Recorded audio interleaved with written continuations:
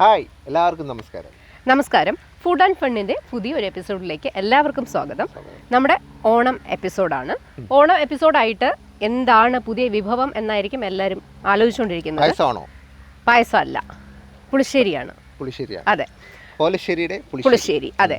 അപ്പോൾ ഈ പുളിശ്ശേരി എന്ന് പറയുമ്പോൾ നമ്മൾ എന്തായാലും സദ്യക്ക് പുളിശ്ശേരി വെക്കാറുണ്ട്. എന്നാൽ ഇത്തിരി കുറച്ച് എന്താ പറയുന്ന ഒരു മാറ്റമുള്ള പുളിശ്ശേരി, മാമ്പഴവും പഴവും ചേർത്ത് മാമ്പഴ പഴ പുളിശ്ശേരി. അതാണ് മാമ്പഴ പഴ പുളിശ്ശേരി. അതാണ് നമ്മൾ ഇന്ന് ഉണ്ടാക്കുന്നത്.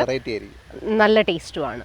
അപ്പോൾ എന്തായാലും പരിപ്പ്, പപ്പടം, അത് കഴിഞ്ഞാൽ സാമ്പാർ, അത് കഴിഞ്ഞാൽ പുളിശ്ശേരി അല്ലേ. അപ്പോൾ ആ പുളിശ്ശേരി നമുക്ക് ഈ ഒരു രീതിയിൽ നമുക്ക് ഉണ്ടാക്കി. അതെ, നല്ല അറ്റ്മോസ്ഫിയർ ആണ്. കണ്ടോ, ചുറ്റും പ്രകൃതി രമണീയത. അതെ അതെ. അപ്പോൾ ഞാൻ ഇൻഗ്രീഡിയൻസ് എന്തൊക്കെയാണെന്ന് ആദ്യം പറഞ്ഞു തരാം. ഓക്കെ. ഈ പറയുന്ന പോലെ ഞാനൊരു പഴം എടുത്തിട്ടുണ്ട്. ഏത്തപ്പഴമാണ് ഒരു പഴം, ചെറുതായി അരിഞ്ഞത്. ഓക്കെ. പിന്നെ മാമ്പഴം, ഒരു ചെറിയ മാമ്പഴമാണ് കിട്ടിയത്, ആ മാമ്പഴം എടുത്തിട്ടുണ്ട്. ഇഞ്ചി ഒരു കഷ്ണം, വെളുത്തുള്ളി, പച്ചമുളക്, പിന്നെ വറ്റൽമുളക്, പിന്നെ ജീരകം, കറിവേപ്പില, അതും പറക്കാൻ തയ്യാറായി നിൽക്കുന്ന കറിവേപ്പില, കടുകുണ്ട്, പിന്നെ ഉലുവയുണ്ട്, കുരുമുളകുണ്ട്. കടുക് ഞാൻ മാറ്റി വെച്ചേക്കാണ് പറന്നു പോകാതിരിക്കാൻ വേണ്ടിയിട്ട്. പിന്നെ ഉള്ളതെന്ന് പറയുമ്പോൾ നമുക്ക് തേങ്ങ അരച്ചത് വേണം, മഞ്ഞൾപ്പൊടി വേണം, പിന്നെ തൈര് വേണം. ഇത്രയും സാധനങ്ങളാണ് വേണ്ടത്. ക്യാമറയും വേണം. അപ്പോൾ എന്തായാലും നമുക്ക് സ്റ്റൗ കത്തിക്കാം. ഇല്ല,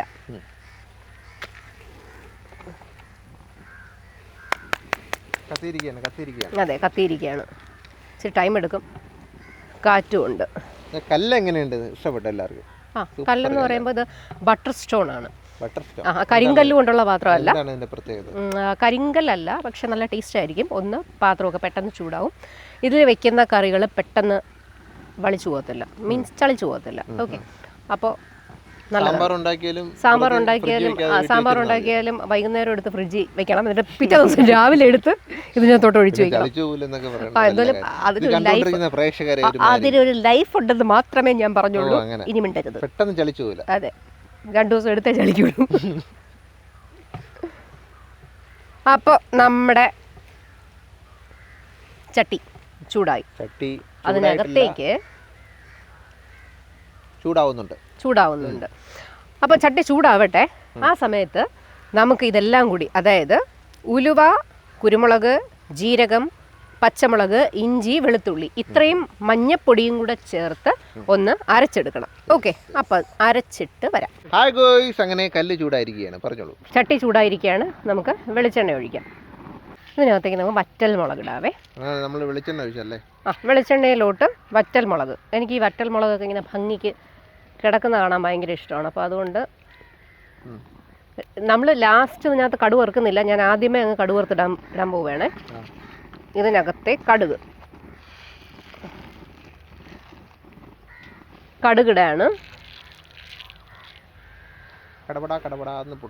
പൊട്ടുന്നുണ്ട്.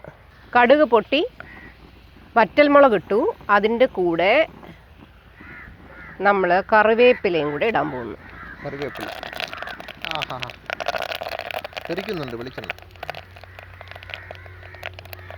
ഇതിനകത്ത് മിക്സ് ചെയ്തിരിക്കുന്നത്. ഇനി ഇതിനകത്തേക്ക് വറ്റൽമുളക്, ഉലുവ ഇടേനെ, ഉലുവയും കൂടെ ഇടാം, കറിവേപ്പില, കടുക്.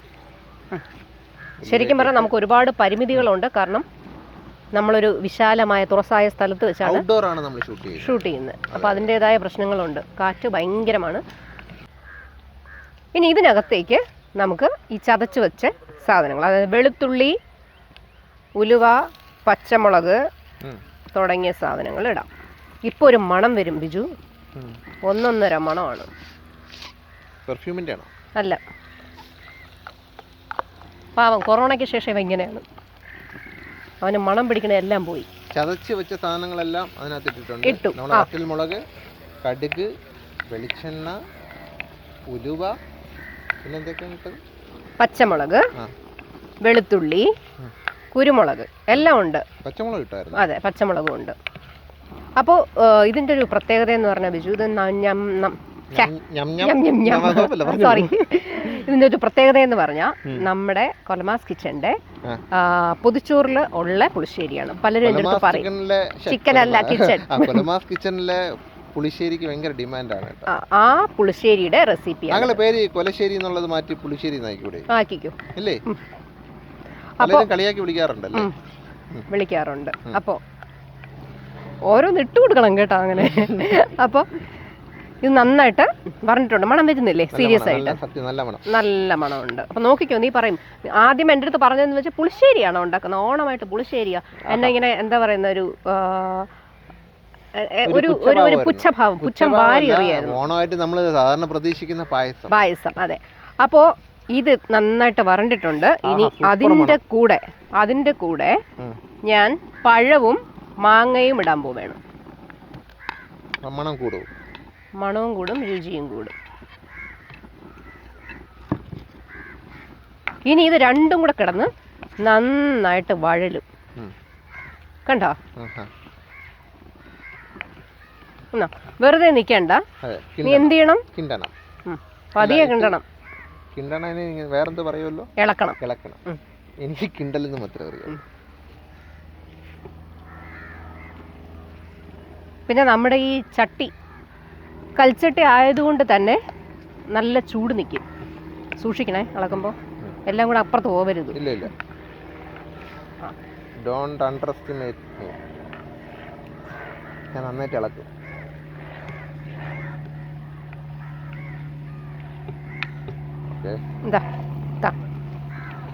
ഫ്ലൈറ്റിൽ നിന്നൊക്കെ ആൾക്കാർ നോക്കുന്നുണ്ട്.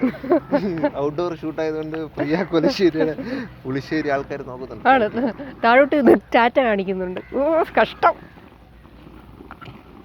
ചില സമയത്തിൽ ഇവ ഇങ്ങനത്തെ കോമഡി പഠിക്കാറുണ്ട്.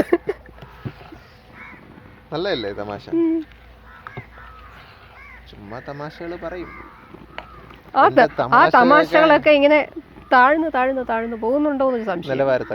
നിലവാരത്തെ പിന്നെ വൻ തഗ് തമാശകളാണ് പുള്ളിക്കാരത്തി അടിക്കുന്നത്. ഈ ഓണം പുളിശ്ശേരിയുടെ എപ്പിസോഡ് തീരുന്നതോടുകൂടി ഞങ്ങൾ തമ്മിലും ഒരു വഴിക്കാവാൻ ചാൻസ് ഉണ്ട്. മാങ്ങ, പഴം, ഒരു നല്ല മണം വരുന്നില്ലേ?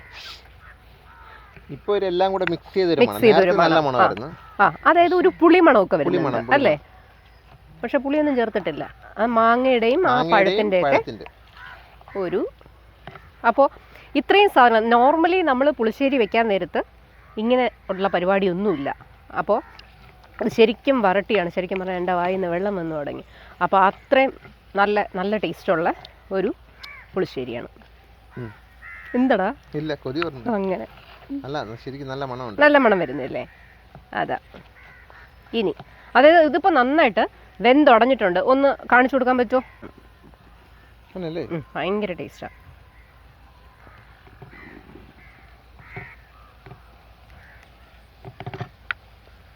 അപ്പോൾ ഇനി ഇതിനകത്തേക്ക് നമുക്ക് തേങ്ങാപ്പാലല്ല, തേങ്ങ അരച്ച് വെച്ചത് ഒഴിച്ചു കൊടുക്കാം.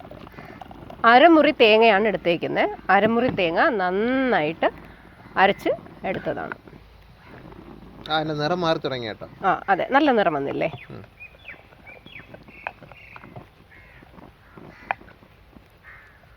ഭയങ്കര എളുപ്പമാണ്. ഇനി ഇതിനകത്തോട്ട് നമുക്ക് ഉപ്പിടണം, കൂടെ പഞ്ചസാര ഇടണം. പഞ്ചസാര എന്ന് പറഞ്ഞാൽ അതിൻ്റെ ആ ഒരു ടേസ്റ്റ് അതൊന്ന് എന്താ പറയുന്നത്, ഒരു ക്രമീകരിക്കാൻ വേണ്ടിയിട്ടാണ്. കുറച്ചിട്ടാൽ മതി.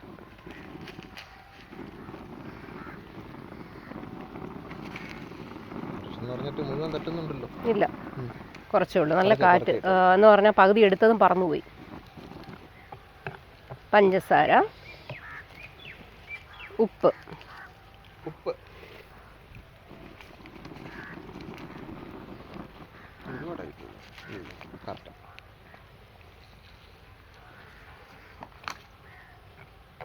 അങ്ങനെ നമ്മുടെ അരപ്പ് ചേർത്ത് കറി റെഡി ആയിട്ടിരിക്കുകയാണ്. അതെ, കുറച്ച് തണുത്തിട്ടുണ്ട്. ആ സമയത്താണ് നമ്മളിനി തൈര് ഒഴിക്കുന്നത്. അതായത് കട്ട തൈര് നന്നായിട്ട് ഞാൻ ഉടച്ചെടുത്തിട്ടുണ്ട്. ഇത് ചേർക്കുകയാണ്.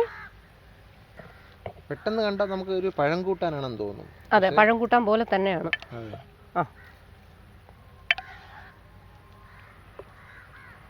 നല്ല കട്ടിയുണ്ട്. ഇവിടെ നിന്ന് കണ്ടു നോക്കണം. കളിയാക്കിയ ആളിന് ഇപ്പൊ ഏകദേശം കഴിക്കാനുള്ള കളിയാക്കി. എനിക്ക് കൊതി വന്നു സത്യം. നല്ല ചോറൊക്കെ ഇട്ട് കുഴച്ച് ഇത് മാത്രം മതിയല്ലേ ശരിക്കും? നല്ല ടേസ്റ്റാണ്.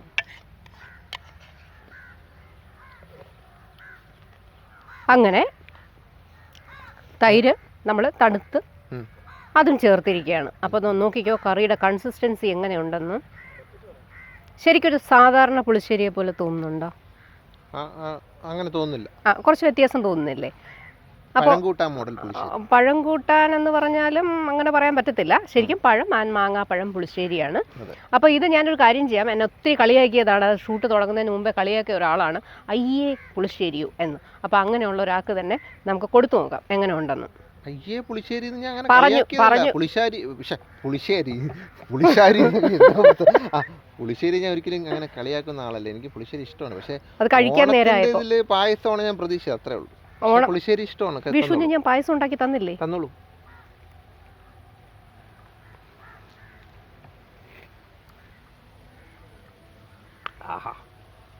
കേമായിരിക്കണോ? ശരിക്കും സൂപ്പർ. എങ്ങനെയുണ്ട്? അതാണ് പറഞ്ഞത്. വേണ്ട പോയിട്ട്. അപ്പോൾ ഓണത്തിന് ശരിക്കും എല്ലാവരും ട്രൈ ചെയ്യേണ്ട ഒരു കാര്യമാണ് വീട്ടിൽ. പ്രത്യേകിച്ച് മോരുകറിയും പുളിശ്ശേരിയൊന്നും ഇഷ്ടമല്ലാത്ത ആരും ഉണ്ടാകത്തില്ല. അങ്ങനെ നമ്മൾ ഇന്നിവിടെ തയ്യാറാക്കിയത് ഒരു പുളിശ്ശേരിയാണ്. വെറും പുളിശ്ശേരിയല്ല, പഴം മാമ്പഴ പുളിശ്ശേരി. ഒരുപാട് നല്ല ഇൻഗ്രീഡിയൻസ് ഉണ്ട്. അതായത് വയറിന് നല്ല സുഖം തരുന്ന ജീരകം, വെളുത്തുള്ളി, അതുപോലെ ഇഞ്ചി, കുരുമുളക്, ഉലുവ എല്ലാം ഉള്ളതാണ്. ദഹനത്തിനൊക്കെ ഭയങ്കര നല്ലതാണ്. ഒരു സൂത്തനിങ് പവറുള്ള ഒരു വിഭവം തന്നെയാണ്. ടെസ്റ്ററിന് ഇഷ്ടപ്പെട്ടു. ടെസ്റ്ററിന് അല്ലേ? അതെ, ടെസ്റ്ററിന് ഇഷ്ടപ്പെട്ടു. കളിയാക്കിയ ആളാണെന്നാൽ പോലും ഭയങ്കര നല്ലതാണെന്ന് പറഞ്ഞു. ശരിക്കും നല്ലൊരു വിഭവം തന്നെയാണ്. ഇപ്പോൾ സദ്യ അല്ലാന്നുണ്ടെങ്കിൽ പോലും നോർമലായിട്ട് വേണമെങ്കിൽ നമുക്ക് വീട്ടിൽ പരീക്ഷിക്കാവുന്നതാണ്. ശരിക്കും ഇതുണ്ടെങ്കിലേ നമുക്ക് ചോറ് മാത്രം മതി. ഇതും ചോറ് മാത്രം മതി. അതെ, ഒരു അച്ചാറും ഒരു മീൻ വറുത്തതൊക്കെ ഉണ്ടെങ്കിൽ സുഖം. അപ്പോൾ എല്ലാവർക്കും ഞങ്ങളുടെ അതായത് ഫുഡ് ആൻഡ് ഫണ്ണിൻ്റെ ഹൃദയം നിറഞ്ഞ ഓണാശംസകൾ.